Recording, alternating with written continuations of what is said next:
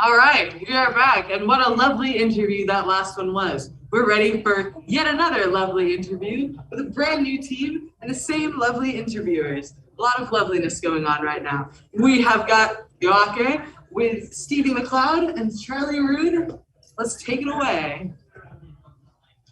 Welcome. Nice to meet you. Nice to meet you. Can you guys give us an introduction to your game?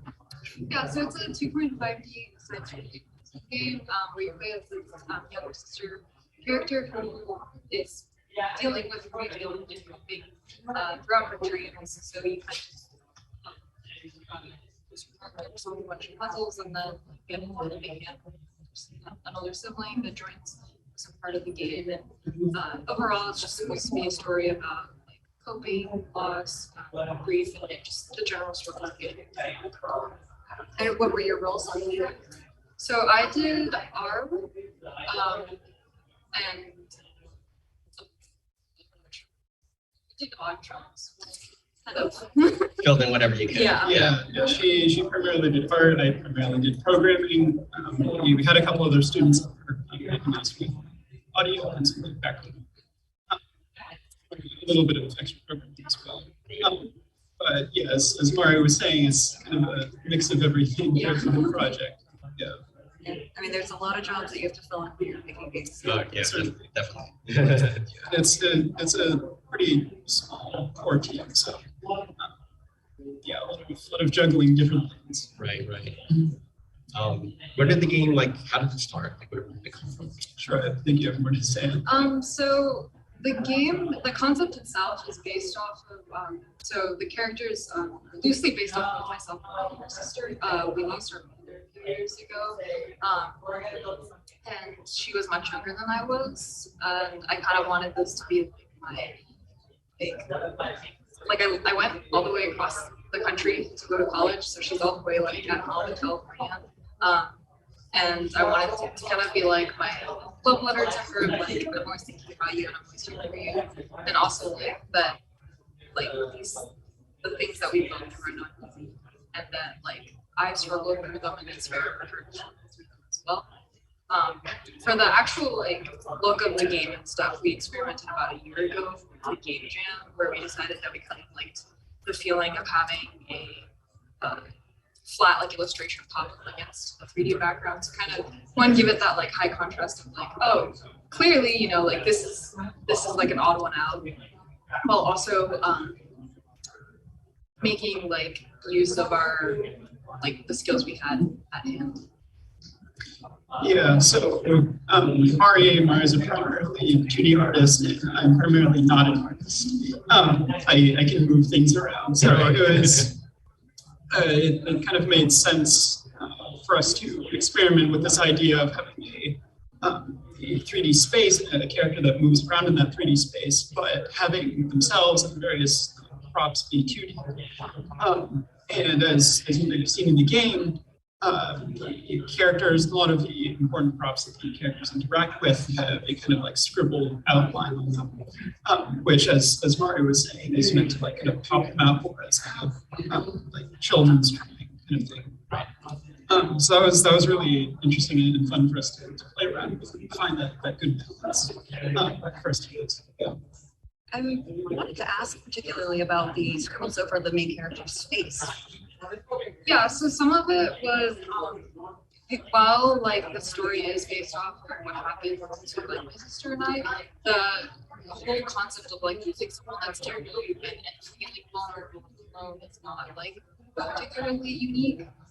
So we wanted to make sure that the characters felt human enough to be distinguishable as humans, but also kind of and vague enough that other people could put themselves in the shoes of the character. So by having kind of scribbles over the eyes, one you can kind of I guess connect the dots to what as the player you might think what the character is thinking, and also being able to put yourself in those shoes rather than having oh, here's a person with a very defined set of features. It's you can choose to interpret it. How long did it take you to build the whole project? Pretty much, yeah, pretty much this whole year. It's taken us a while to kind of settle on the design of the game that we ultimately went with. Yeah. We went through a few different iterations of like how much do we want to balance the puzzle side of things, how much of the actual space we want to use. There's a lot of the thematics that we were dealing with, just very personal to Mari. A lot of the mechanics of games that we were inspired by. There's a lot of field to cover, so it took us a while to kind of figure out the right balance of what we wanted to do. Yeah, and then also being a pretty small team, it also took us a while to actually implement. So it's been spread throughout this whole year. What were your inspirations? Sure, I can talk a little, or we can both talk a little bit about this.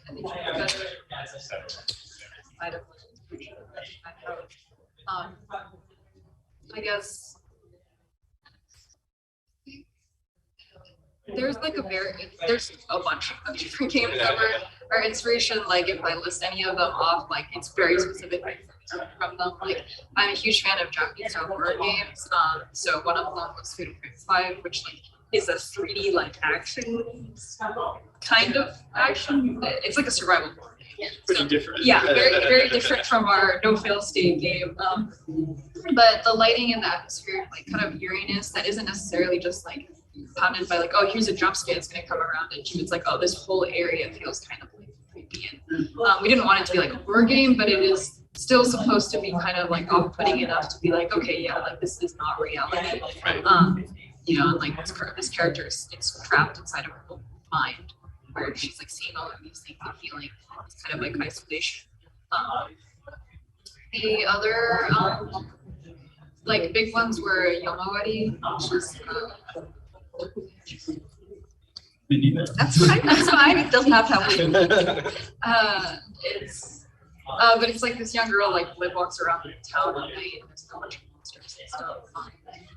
But that kind of like the character itself is very, very cute. So that stark contrast with the like terrifying monsters after her.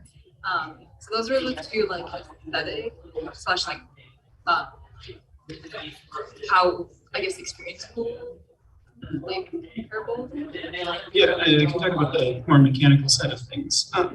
So over the past few years, I have personally been really drawn to like 2.5D side-scrolling kind of games. Big fan too.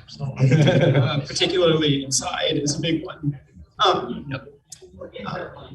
Also, to some extent, another game, Little Nightmares, although that one is more 3D of more control, but similarly like very gloomy.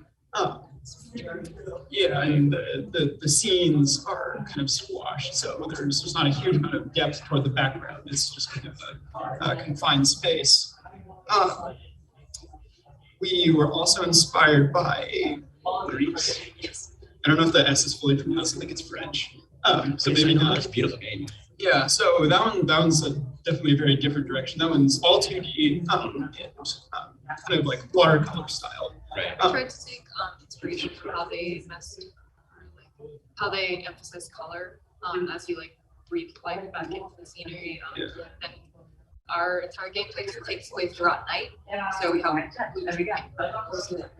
bring out the like melancholy as well as just kind of like add the moment. Right. Do you think right now there's two primary puzzles that I remember in the game? Do you think you're going to keep working on it?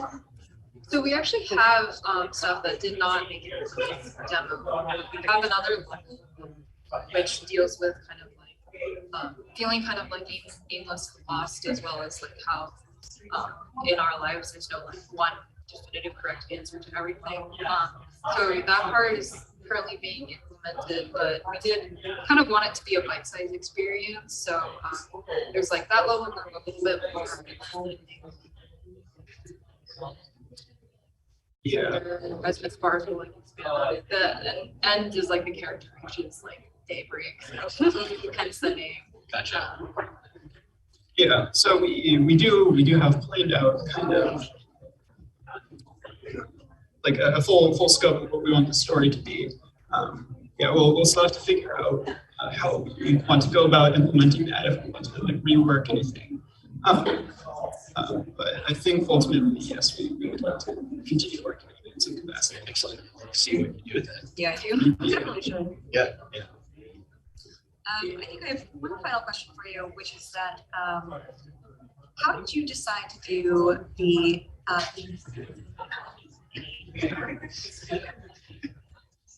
Yeah, so I think I really like both of us to do like games where you kind of have to draw your conclusions. Like I know he's making some that I can't remember the names of anymore, but they were very like kind of like you look at what's happening and then you gain your own kind of meaning from it. And we wanted to kind of not like spoon feed the players what they should be feeling because it's such a delicate and like very unique to each person how like one feels what they're dealing with grief. And so in order to do that, we wanted to get rid of any like really definitive like words, and we wanted players to kind of look inside themselves a little bit to find some meaning out of it, as well as like just by using small like cues like emotes and stuff, we can like see like, okay, here's what the character's feeling, but like how do you want to interpret that? And then I think it also, the story itself is, while it is both, it's both specific and also vague, and by not having a bunch of words all over the place, we really felt like it would better the players' own understanding if they could take a role. And that also extends to how the player actually like figures out the mechanics as well. It was definitely a bit of a process to like set up these different puzzles and mechanics and try and work backwards and figure out what would a player like to know in order to be able to do this, and how can we explain it to them in a way that, like, again, doesn't require words specifically, because that was another focus for us when we started this. Is we didn't really want to focus on actually printing words on the screen so much. So there's one particular part that I really like in the beginning, where you're walking by and lanterns are starting to turn off behind you, and up ahead there's a lantern that you can pick up, because otherwise you're afraid of the dark and you can't continue. And in early play testing, people would like walk right by the lantern, pick it up, and just not really gain anything from that. So I think it was a suggestion from one of our advisors, to force the player to keep walking, like don't pick up the lantern, and then they will see, oh, I can't progress forward, and I also can't progress backward. I'm kind of stuck, so I have to try and pick this up. And so that kind of set up for the rest of the game that there may be some parts where you will have to get into a situation in order to like unlock something, or say, okay, let me find another way to get out of this that might not be provided to me before. Yeah, so that's kind of two sides of this. Explaining without actually giving words. Right. Yeah. It was really, really beautiful. That's all the time we have. All right. Thank you so much. Thank you so much. Really enjoyed the game. Thank you. Thank you. Good meeting you. Take care. Right.